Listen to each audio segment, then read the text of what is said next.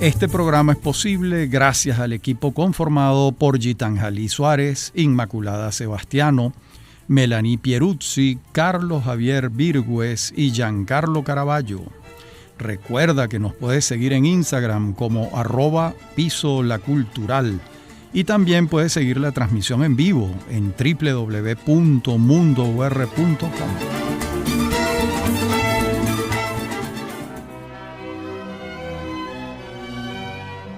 Saludos para todos desde Venezolanos, como siempre. Y hoy iniciamos una nueva serie, Cronología Republicana, donde vamos a ir viendo día a día, año a año, los hechos fundamentales en distintas áreas. En el siglo XIX, obviamente, atenderemos mucho al tema político, a la fundación de la República, pero también iremos atendiendo a otras cosas, a otros hechos, a hechos literarios, pictóricos, construcciones de líneas férreas, avances educativos, creaciones de academias, por ejemplo. Y ya cuando entremos en el siglo XX, bueno, iremos aludiendo a fechas importantes en los deportes, las artes populares, en ámbitos donde los venezolanos han descollado internacionalmente. También veremos el tema cultural en la televisión, en el cine, en la literatura, por supuesto, en la pintura. De modo que es una cronología multifacética que atiende a distintos temas, en la medida en que esos temas van apareciendo en el espectro temporal. Comencemos entonces con el siglo XIX, un siglo cuya importancia histórica es de honda magnitud y de múltiples consecuencias, porque la nación venezolana, que se fue gestando a lo largo de 3 siglos, cuando fuimos parte del Imperio Español, alcanzó su independencia el 5 de julio de 1811, cuando se constituyó la República de Venezuela. Luego, entre 1812 y 1823, se libró la Guerra de Independencia, que va a concluir con la batalla naval del lago de Maracaibo y el sitio de Puerto Cabello, ambos en 1823. Y bueno, y las dificultades experimentadas por nuestra comunidad histórica para consolidar el Estado Nacional fueron muy grandes. El caudillismo fue un fenómeno pernicioso e inevitable en muchos sentidos, que trajo un clima de violencia política recurrente durante todo el siglo XIX. Se ensayó con políticas centralistas y federalistas y se formaron partidos conservadores y liberales, y en muy pocos periodos se vivió un clima de paz constructiva en la República en el siglo XIX. El peso de la impronta militar gestada durante la guerra independentista hizo difícil una convivencia pacífica, de acuerdo con las aspiraciones de cada uno de estos caudillos. Y en el último cuarto de siglo tuvo lugar un proceso de modernización del país que lamentablemente no desterró los vicios del personalismo autoritario, pero sí trajo signos de modernidad. Y concluido el siglo XIX, las formas republicanas y su justo funcionamiento todavía eran una deuda pendiente en Venezuela. Es evidente que el paso de una capitanía general de un imperio en España a una república independiente no se hizo sin altísimos costos para la nación, pero no cabe la menor duda de que no fue en vano este proyecto, esta aventura. Veamos entonces los primeros hechos del siglo XIX que son particularmente importantes. Vamos a encontrarnos con el 19 de abril de 1810. Y hagamos varias aclaratorias. Ese día se crea la Junta Conservadora de los Derechos de Fernando VII. El Jueves Santo tienen lugar los hechos históricos del 19 de abril. El cabildo se reúne y el capitán general Vicente Emparan es invitado y conminado a asistir. Lo que estaba en juego era la decisión del cabildo de no reconocer al Consejo de Regencia en España y asumir el propio cabildo el poder político. Eso fue lo que terminó ocurriendo. Las autoridades nombradas por la Junta Suprema, que ahora respondían órdenes del Consejo de Regencia, fueron obligadas a renunciar por el ayuntamiento. Tuvieron sus casas por prisión, pero sin sanción de incomunicación, y muy pronto, el 21 de abril, fueron escoltados hasta el puerto de La Guaira, desde donde zarparon. Emparan tomó rumbo a Filadelfia. El Ayuntamiento de Caracas, mediante acta redactada y firmada el 19 de abril de 1810, asumió el gobierno de los territorios provinciales que componían la Capitanía General. Este fue el primer gobierno constituido por voluntad expresa de los cabildantes caraqueños. En el acta se explican los motivos, todos originados a partir de la falta de Fernando VII, quedando el ayuntamiento en la necesidad de, voy a citar lo que dice el acta, erigir en el seno mismo de estos países un sistema de gobierno que supla las enunciadas faltas, ejerciendo los derechos de la soberanía que por el mismo hecho ha recaído en el pueblo, conforme a los mismos principios de la sabia constitución primitiva de la España y a las máximas que ha enseñado y publicado en innumerables papeles la Junta Suprema extinguida. Fin de la cita. Y el acta la firman incluso los funcionarios Emparan y Vicente Basadre en su condición de intendente. El 27 de abril se redacta otra acta de gran importancia, ya que establece el nuevo gobierno.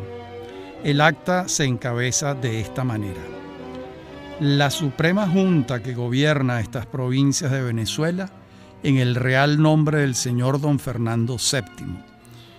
Fin de la cita. Luego queda establecido que la Junta la componen 23 personas con voz y voto. En ella se designan a los encargados de las tareas del gobierno, quedando presidida por José de las Llamosas como presidente, Martín Tobar Ponte como vicepresidente y Juan Germán Rocio como secretario de Estado. La Junta Suprema, en alocución a los habitantes de Venezuela, fecha del 20 de abril, afirma esto. Voy a citar: con este objeto, instruido del mal estado de la guerra en España por los últimos buques españoles llegados a nuestras costas, deliberó constituir una soberanía provisional en esta capital para ella y los demás pueblos de esta provincia que se le unan con su acostumbrada fidelidad al señor don Fernando VII. Bueno, y como vemos, la línea argumental señalaba que se había jurado fidelidad al rey de España, Fernando VII, y que habiendo sido sustituido por José Bonaparte sin su consentimiento, la fidelidad se mantenía hacia Fernando VII y la soberanía regresaba al cabildo, órgano de representación que había entregado la soberanía en manos del rey. Es decir, no se reconocía la autoridad del Consejo de Regencia en España, que estaba gobernando en nombre de Fernando VII. Recordemos además que todos estos hechos tienen asiento en los llamados sucesos de Bayona en 1808. ¿Qué ocurrió en esa fecha? Napoleón Bonaparte llama a Carlos IV y a su hijo Fernando VII y, desconociendo a ambos, corona a su hermano José Bonaparte. Y esos hechos son los que dan origen al 19 de abril de 1810. En esta fecha no se creó la República de Venezuela, se creó se fundó un gobierno que iba a gobernar, valga la redundancia, en nombre de Fernando VII. Vamos ahora al 5 de julio de 1811, cuando sí se crea la República de Venezuela. El 11 de junio de 1810, la Junta Suprema Conservadora de los Derechos de Fernando VII publica el reglamento para las elecciones de diputados. Este había sido encargado a Juan Germán Rocio y fue redactado por él. Se acoge el sistema común de la época, el censitario. Votarán hombres mayores de 25 años que sepan leer y escribir y que sean propietarios. Las elecciones en las provincias van a tener lugar entre agosto de 1810 y enero de 1811. El Congreso se instala finalmente en Caracas el 2 de marzo de 1811. La provincia de Caracas eligió 24 diputados, Barinas 9, Cumaná 4, Barcelona 3, Mérida 2, Trujillo 1 y Margarita 1, total 44 diputados. Las provincias de Coro, Maracaibo y Guayana no tuvieron representación porque estaban en manos de los realistas. Aquel primer Congreso Nacional que hubo en Venezuela estuvo presidido por Juan Antonio Rodríguez Domínguez. Su vicepresidente fue Mariano de la Cova y su secretario Miguel José Sanz, pero a los días fue sustituido por Francisco Isnardi. De inmediato, el 5 de marzo de 1811, el Congreso pasó a designar el Poder Ejecutivo triunviral y escogió a Cristóbal de Mendoza, Juan Escalona y Baltasar Padrón. En la próxima parte del programa continuamos con estos hechos del 5 de julio de 1811.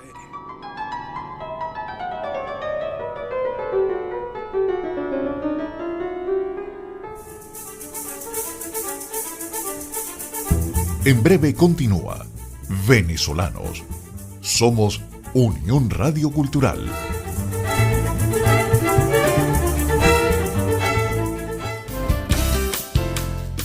Estás escuchando Unión Radio Cultural. Este y otros programas de Venezolanos los puedes oír en formato podcast a través de Anchor.fm. Para alguna sugerencia sobre este espacio, pueden escribirnos al correo rafaelarraiz@hotmail.com. Somos Unión Radio Cultural.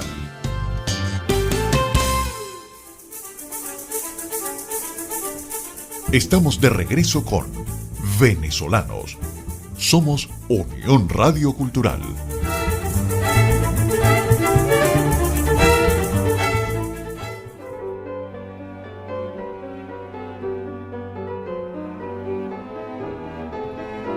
La primera acta de independencia de la América Española es la de Venezuela, el 5 de julio de 1811, redactada por Juan Germán Rocio y Francisco Isnardi y aprobada por los diputados electos de 7 provincias.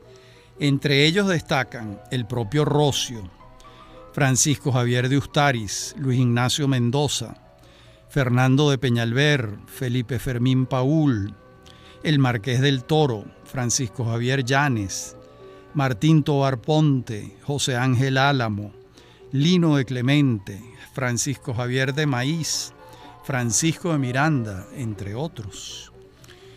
Y después de una minuciosa explicación acerca de la posición de las provincias de la futura Venezuela en relación con los sucesos de Bayona, Rocio justifica el paso que se va a dar y finalmente expresa: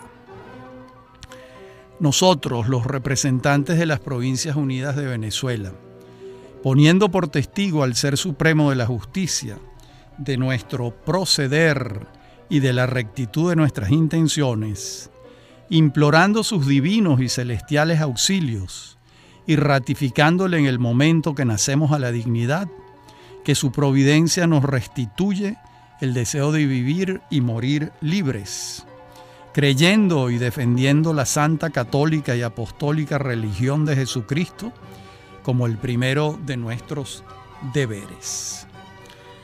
Bueno, y una vez colocada la ofrenda ante Dios en el acta, Rocio, que fue casi un teólogo del catolicismo, procedió a declarar la independencia, afirmando lo siguiente: declaramos solemnemente al mundo que sus provincias unidas son y deben ser, de hoy más de hecho y de derecho, estados libres, soberanos e independientes, y que están absueltos de toda sumisión y dependencia de la corona de España, o de los que se dicen o dijeren sus apoderados o representantes, y que como tal Estado libre e independiente tiene pleno poder para darse la forma de gobierno que sea conforme a la voluntad general de sus pueblos. Y luego, el ya entonces Congreso Constituyente le encarga al mismo autor, a Rocio, una explicación más detenida sobre los hechos y las causas que condujeron a ellos. Este texto está fechado el 30 de julio de 1811 y fue intitulado Manifiesto que hace al mundo la Confederación de Venezuela en la América Meridional, de las razones en que se ha fundado su absoluta independencia de España y de cualquier otra dominación extranjera, formado y mandado publicar por acuerdo del Congreso General de sus Provincias Unidas. Fin de la cita. Y el acta de la independencia es refrendada por el triunvirato que viene ejerciendo el Poder Ejecutivo desde que se constituyó el Congreso Constituyente en marzo. Entonces el presidente de turno, el primero que tuvo Venezuela como república, fue Cristóbal Mendoza, triunviro junto con Juan Escalona y Baltasar Padrón. Bien, y llegamos al 21 de diciembre de 1811. ¿Qué pasó ese día? Se aprobó la primera constitución que tuvo Venezuela. Y lo primero a señalar sobre el texto constitucional es que, a contramano de la tradición del espíritu liberal, consagra a la religión católica, apostólica y romana como la religión del Estado. Esto, como veremos luego, fue eliminado de las cartas magnas siguientes. El espíritu y la estructura de esta constitución fue federal. De hecho, se menciona un pacto federal de las provincias de Margarita, Mérida, Cumaná, Barinas, Barcelona, Trujillo y Caracas, con lo que queda establecida la organización político-territorial. Coro, Maracaibo y Guayana para la fecha estaban en manos realistas. El régimen electoral fue censitario, es decir, solo votaban hombres de más de 21 años que además fuesen propietarios. El período de los diputados en la Cámara de Representantes se estableció en 4 años, el de senadores en 6. El del Poder Ejecutivo fue de 4 años y se acogió al sistema, ya entonces vigente, del triunvirato. Nada se dice sobre la reelección del Poder Ejecutivo. Es obvio que la inspiración que tuvieron los redactores, en particular Francisco Javier Ustariz y Juan Germán Rocio, fue la Constitución de los Estados Unidos de Norteamérica. Era imposible pensar que iban a tomar algo del derecho constitucional español, ya que el propósito independentista pasaba por negar el pasado ibérico, a diferencia de los norteamericanos que, lejos de denostar de la cultura anglosajona, siempre se mantuvieron dentro de ella. Y llegamos al año 1812. El 26 de marzo tuvo lugar el terremoto de Caracas. El número de muertos que produjo este sismo oscila, según las fuentes, entre 2.000 y 20.000 personas. De modo que es muy difícil pronunciarse por una fuente en particular. Los cronistas de la época señalan que Caracas y La Guaira quedaron en ruinas, reduciéndose a cerca de la mitad la población. Además, el temblor trajo consecuencias políticas inesperadas, debilitando severamente a la causa patriótica, como sabemos. Y el 15 de diciembre de 1812, Simón Bolívar escribe el Manifiesto de Cartagena. Lo firma el 15 de diciembre y dice: memoria dirigida a los ciudadanos de la Nueva Granada por un caraqueño.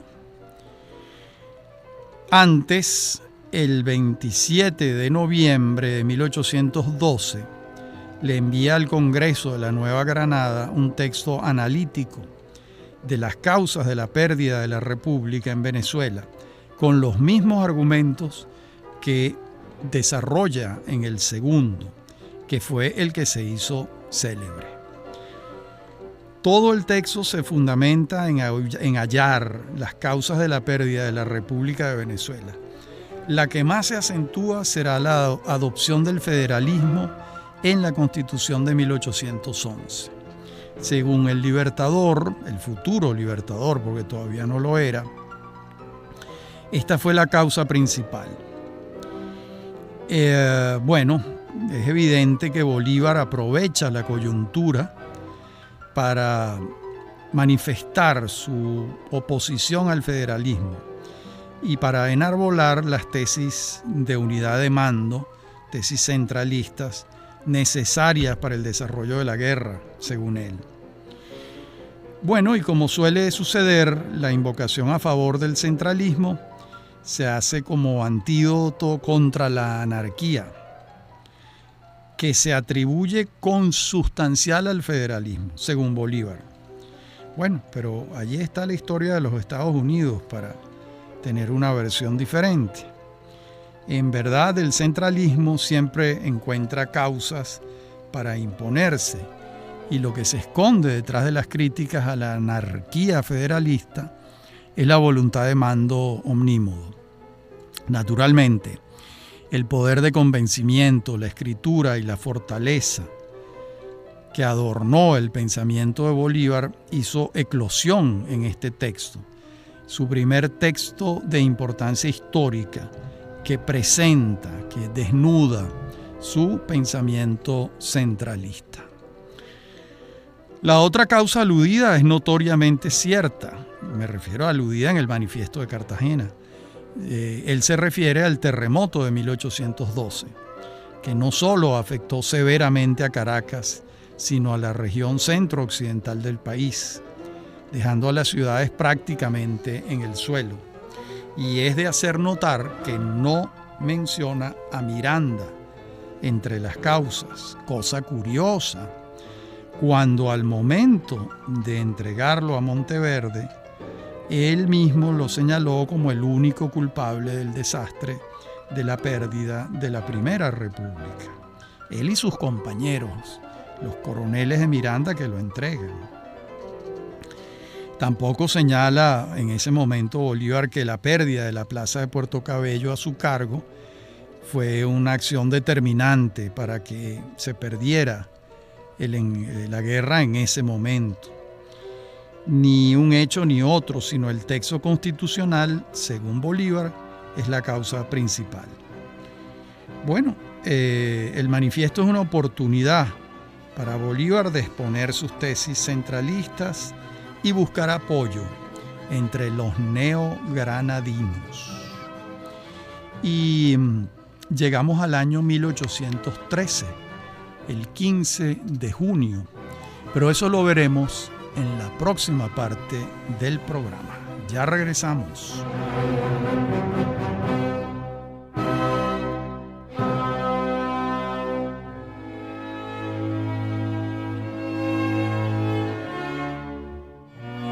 El 15 de junio de 1813, Bolívar firma el decreto de guerra a muerte. Bueno, lo primero que hay que señalar es que el origen del decreto no es un capricho de Bolívar. y él mismo lo explica en el texto. Se trata de una venganza por los horrores cometidos por Monteverde. Después de enumerar los horrores de Monteverde, el Libertador afirma en el texto, voy a leer: así pues, la justicia exige la vindicta y la necesidad nos obliga a tomarla. Que desaparezcan para siempre del suelo colombiano los monstruos que lo infestan y han cubierto de sangre. Que su escarmiento sea igual a la enormidad de su perfidia, para lavar de este modo la mancha de nuestra ignominia y mostrar a las naciones del universo que no se ofende impunemente a los hijos de América. Y luego él pone en un disparadero a los españoles y canarios, señalando que si no se suman a las fuerzas patriotas serán dados de baja. Si lo hacen, recibirán un indulto pleno y serán tratados como americanos. A los americanos los perdona, incluso en el caso de hallárseles culpables de colaboración con los realistas. Las oraciones que se han hecho célebre son las finales, que si no se sigue el texto y se leen los argumentos, y si se lee fuera de contexto, resaltan por su ferocidad. ¿Cuáles fueron las oraciones, las frases que se hicieron famosas? Españoles y canarios, contad con la muerte, aun siendo indiferentes, si no obráis activamente en obsequio de la libertad de América. Americanos, contad con la vida, aun cuando seáis culpables. Bueno, y el efecto que tuvo este decreto en la población fue contundente. A todos, patriotas y realistas, les quedó muy claro que Bolívar venía en son de venganza, como él mismo lo dice, y con mucha fuerza. Y así fue. Y el 6 de agosto de 1813 culmina la llamada Campaña Admirable. Antonio Nariño, entonces presidente de Cundinamarca, y Camilo Torres, presidente del Congreso en Tunja, deciden apoyar al joven coronel venezolano Simón Bolívar. Lo incorporan al ejército de Nueva Granada con destacamento a Cartagena, donde gobierna el doctor Manuel Rodríguez Torices. Lo destinan al puerto de Barrancas, a orillas del río Magdalena, y sin esperar autorización, emprende una campaña con un grupo reducido de soldados para despejar al Magdalena de realistas. La campaña es fulgurante e inesperada y ocurre entre el 23 de diciembre y el 8 de enero de 1813, cuando toma Ocaña. En 15 días, Bolívar ha logrado una sucesión de éxitos. Y en febrero recibe la invitación del coronel Manuel Castillo para ayudarlo a combatir al general Ramón Correa en Cúcuta.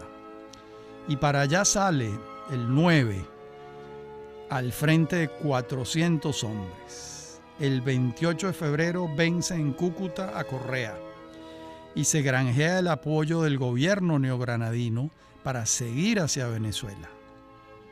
Lo autorizan el 7 de mayo de 1813. Lo nombran brigadier y le entregan el mando de un batallón comandado por Francisco de Paula Santander e integrado por los neogranadinos Atanasio Girardot, Antonio Ricaurte, José Luciano de Lúyar, José María Ortega, Hermógenes Maza, Joaquín París y su inseparable Rafael Urdaneta, factores claves de la campaña que va a iniciarse. Va a comenzar entonces la campaña Admirable, que concluirá el 6 de agosto de 1813 con la entrada triunfal a Caracas. Vamos a ver la secuencia. El 18 de junio Girardot está en Carache. José Félix Rivas, feroz y arrojado, se suma y avanza sobre Boconó. El 2 de julio tiene lugar la batalla de Niquitao, donde vence Rivas con el apoyo de Urdaneta y Campo Elías. Rivas sigue hacia el Tocuyo y lo ocupa el 18 de julio y avanza hacia Quíbor. En los Horcones tiene lugar otro triunfo de Rivas y entra victorioso a Barquisimeto. Ya los triunfos de Rivas alarman a los realistas. El 29 de junio se reúnen Rivas, Urdaneta y Girardot en San Carlos, plaza que ha ocupado Urdaneta. El 2 de agosto entran a Valencia, que ha sido abandonada por Monteverde ante las victorias patriotas, y huye a Puerto Cabello, perseguido por Girardot, incansable. Monteverde logra protegerse tras las murallas y, como vemos, los ejércitos patriotas le han franqueado el paso a Bolívar y este entra en Caracas el 6 de agosto de 1813. Ha concluido la llamada campaña admirable para Bolívar. Para algunos de sus seguidores no, ya que Monteverde espera en Puerto Cabello la llegada de refuerzos realistas. Estos arriban en septiembre de 1813 con el regimiento de Granada al mando de Miguel Salomón. Con cerca de 1000 hombres, Monteverde avanza hacia Valencia para recuperarla. Pero en Bárbula lo espera el ejército comandado por los neogranadinos Atanasio Girardot, Luciano de Lúllar y el maravino Rafael Urdaneta, el 30 de septiembre. La batalla sigue el 3 de octubre en las trincheras, donde Monteverde es herido en la mandíbula. El 30 en Bárbula vencieron los patriotas. Y cuando Girardot ponía el pabellón nacional en la cima del cerro, fue muerto de un balazo en el pecho. Bueno, muy triste, era un hombre muy joven. Monteverde huye de nuevo, derrotado, a Puerto Cabello, y allí permanece hasta diciembre de 1813, cuando su sucesor, el capitán general Juan Manuel Cajigal, le sugiere que es hora de retirarse. Viaja a España y sale de la escena venezolana para siempre. Lo vence Luciano de Lúllar, quien morirá prematuramente, como Girardot en Bárbula y Ricaurte en San Mateo, pero no en el campo de batalla, sino en un naufragio. Murió Luciano de Lúllar, regresando de Jamaica el año de 1816. Girardot cae a los 22 años, Ricaurte a los 28 y de Lúllar a los 23. Estos son unos muchachos. A los 2 días de estar en Caracas, Bolívar dirige una carta al Supremo Congreso de Nueva Granada. No olvidemos que la campaña fue posible gracias a su apoyo. Entonces el caraqueño Simón Bolívar Palacios afirma: desde la ilustre capital de Venezuela, tengo el honor de participar a vuestra excelencia el restablecimiento de esta república, que los heroicos sucesos de las armas de la Nueva Granada han sacado de la nada. Muy bonito. Y el 19 de agosto de este año de 1813 tiene lugar el final de la llamada Campaña de Oriente. Esta es una historia bonita y poco conocida probablemente. Se han reunido 45 patriotas en el islote de Chacachacare y redactan la famosa acta y emprenden la Campaña de Oriente. Al mando Santiago Mariño, en la ínsula de los Mariños, muy cerca de Trinidad y una de las posesiones de la considerable fortuna familiar. Todos ellos se despiden de Concepción Mariño, la hermana de Santiago, y zarpan. Invaden por Güiria y alcanzan la primera de una serie de victorias, el 13 de enero de 1813.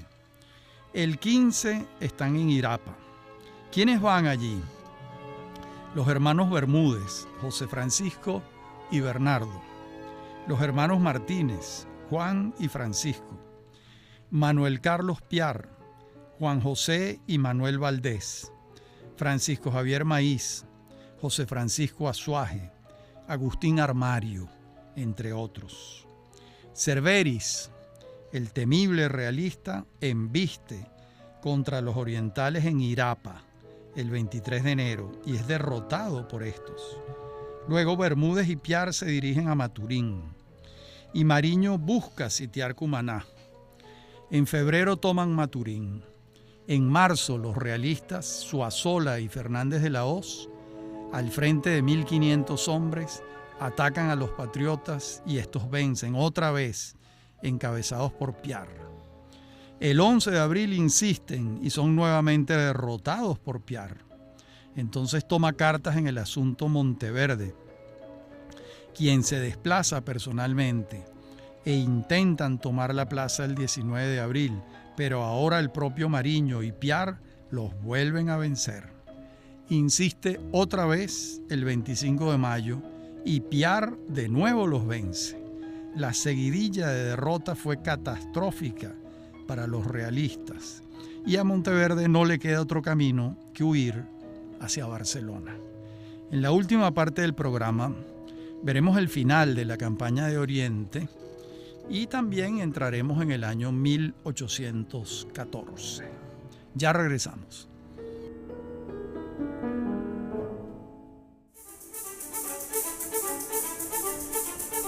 En breve continúa Venezolanos. Somos Unión Radio Cultural.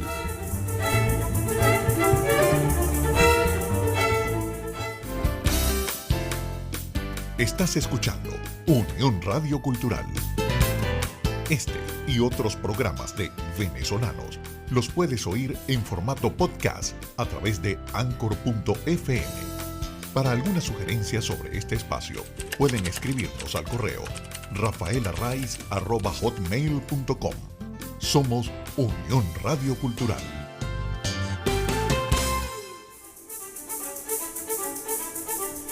Estamos de regreso con Venezolanos.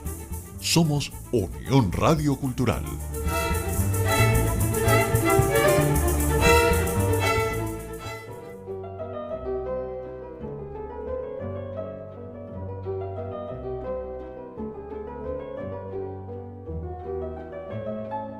Venimos hablando de la campaña de Oriente, encabezada por Santiago Mariño. Y en julio de 1813, Mariño se dirige a Cumaná y le da combate a Eusebio Antoñanzas, un temible canario. Y se rinden a los pies de Mariño Cariaco, Carúpano y Río Caribe. Y el 3 de agosto entra triunfante a Cumaná. En Margarita, José Francisco Guevara toma el mando, libera a Juan Bautista Arismendi y se suma a una nueva plaza a los patriotas, la isla de Margarita. Hasta allá navega Mariño y un joven cumanés que se ha sumado a su ejército, Antonio José de Sucre y Alcalá. El 19 de agosto navegan hacia Barcelona y la toman. La legendaria campaña de Oriente ha sido un éxito. De más está decir que uno de los personajes más contradictorios desde esta fecha y hasta 1854, año de su muerte, será Santiago Mariño. Enigmático, en muchos sentidos fascinante, le tocará toda su vida el papel de segundo, siempre al borde de la esquiva primacía. La biografía de Parra Pérez es la más completa y extendida que se haya escrito sobre venezolano alguno. Son 5 tomos. Su vida es una epopeya de victorias clamorosas y fracasos estruendosos, solo superada en sus extremos por las vidas de Miranda y Bolívar. Y el país en los meses finales de 1813 tiene 2 libertadores, el de Oriente y el de Occidente. Pero el de Occidente ha tomado Caracas y esa fue una diferencia sustancial. Mariño permaneció en sus predios, le faltó ambición, es probable. Tampoco tenía la agudeza política estratégica de Bolívar. Así él mismo lo reconoció al final de su vida, cuando solo reclamaba la gloria del militar, no la del político.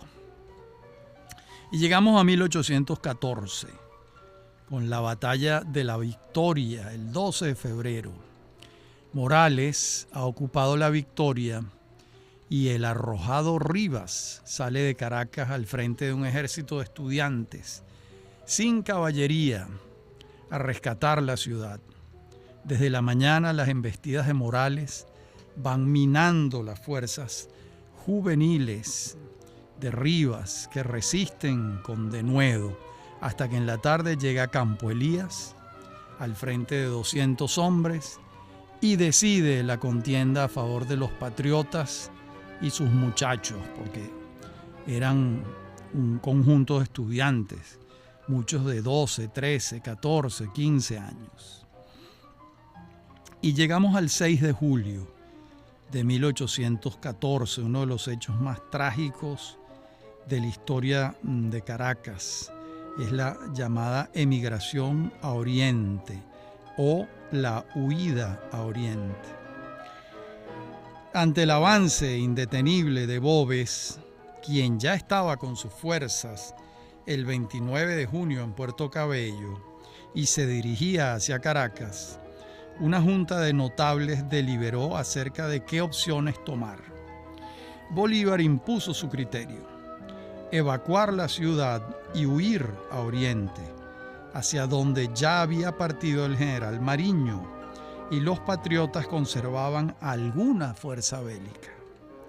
El 7 de julio dice Llanes, Francisco Javier, que abandonaron la ciudad cerca de 20.000 personas. Unos fueron a La Guaira a buscar embarcarse hacia algún destino, otros hacia el oriente del país. También dice Llanes que perecieron las 3/4 partes a fuerza de hambre, cansancio, desnudez y sed. El 16 de julio entró Boves a una Caracas totalmente desolada. Entretanto, las fuerzas patriotas sobrevivientes de una y otra derrota se reunieron en Aragua de Barcelona, junto con los emigrantes, que esto incluía mujeres, ancianos y niños. Y ante el avance de Morales, al frente de 6.000 hombres, deciden darle batalla. Y viene una catástrofe. Bolívar logra reunir a 2.000 hombres mal armados, mientras Bermúdez, José Francisco, alcanza a armar a otros 1.000. Bolívar propone un plan que Bermúdez considera que expone a los orientales, mientras los centrales quedan a buen resguardo, y no lo acepta. Bolívar conviene y se adapta. El 18 de agosto tiene lugar la batalla, que pierden estrepitosamente los patriotas. Morales entró en el pueblo y pasó por las armas a toda la población, como ya era su costumbre, mientras Bolívar, Bermúdez, Cedeño y Sucre logran escapar de la carnicería. Las cifras de la mortandad oscilan entre 3.000 y 4.000 dados de baja, incluida la población civil. Muchos de los caraqueños que habían emigrado a Oriente a instancias de Bolívar huyendo de Boves. Esto fue un desastre. Los jirones del ejército deshilachados y los civiles emigrantes logran llegar a Cumaná el 20 de agosto con Bolívar a la cabeza. Por su parte, Bermúdez, herido de bala en el brazo, Armario, Sucre y Monagas logran llegar a Maturín. Y el 5 de diciembre de 1814, Boves vence en Urica, pero también muere. Morales y Boves reúnen un ejército de 7.000 hombres, mientras el de Rivas y Bermúdez suma 4.000. La batalla dura poco y los resultados son fatales para los patriotas. Un milagroso soldado del escuadrón del coronel Zaraza, cuyo nombre se desconoce, logra penetrar en las filas enemigas y da de baja a Boves de un solo lanzazo.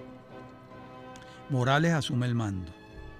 Por cierto, de él había dicho alguna vez el propio Boves que era el más cruel y despiadado de sus compañeros de armas.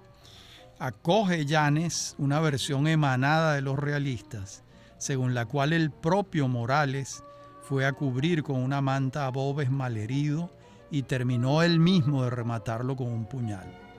Bueno, esto no lo sabemos, es una hipótesis, una versión que Francisco Javier Yanes toma. En todo caso, Morales no se quedaba atrás en cuanto a procedimientos sumarios para la ejecución de las personas. Morales regresa a Maturín y la somete. Aprovecha para pasar por las armas a la población civil, incluidas las mujeres y los niños. No hay nada que hacer. Se ha perdido la República. Bermúdez y Sucre logran salvarse, zarpando de Paria hacia Margarita y luego hacia las Antillas. Rivas, en cambio, se interna en los llanos de Guárico y es delatado al buscar comida, casi falleciente de inanición. Es hecho prisionero el 15 de enero de 1815 y degollado de inmediato. Su cabeza es enviada a Caracas en una jaula, coronada por el gorro frigio que solía usar con frecuencia y puesta en el camino que iba de Caracas a La Guaira. Es difícil imaginar un fracaso más estruendoso y costoso. Han muerto miles en el campo de batalla o ejecutados por las armas realistas en las ciudades.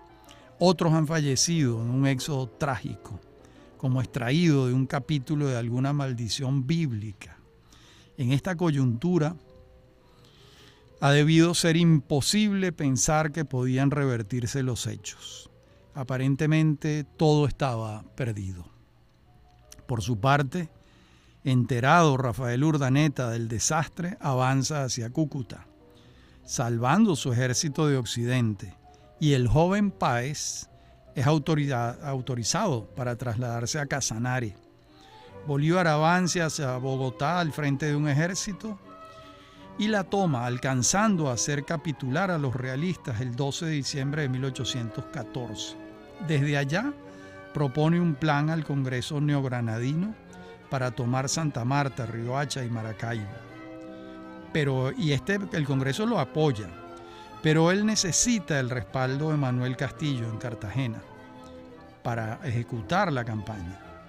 Y Manuel Castillo le negó de plano el respaldo. Era un enemigo jurado de Simón Bolívar. No le quedó otro camino el 9 de mayo de 1815 que montarse en un barco e irse a Jamaica. Todo se había perdido. Bien, y en nuestro próximo programa entraremos ya en 1815 con un hecho extraordinario que es el desembarco de Pablo Morillo y un ejército de 12.254 soldados provenientes de España en Venezuela. Y aquí cambia la suerte a favor de los españoles a partir de ese desembarco el 3 de abril de 1815. Pero eso lo vamos a ver en nuestro próximo programa. Como siempre, ha sido un placer hablar para ustedes en Venezolanos desde Unión Radio. Hasta nuestro próximo encuentro.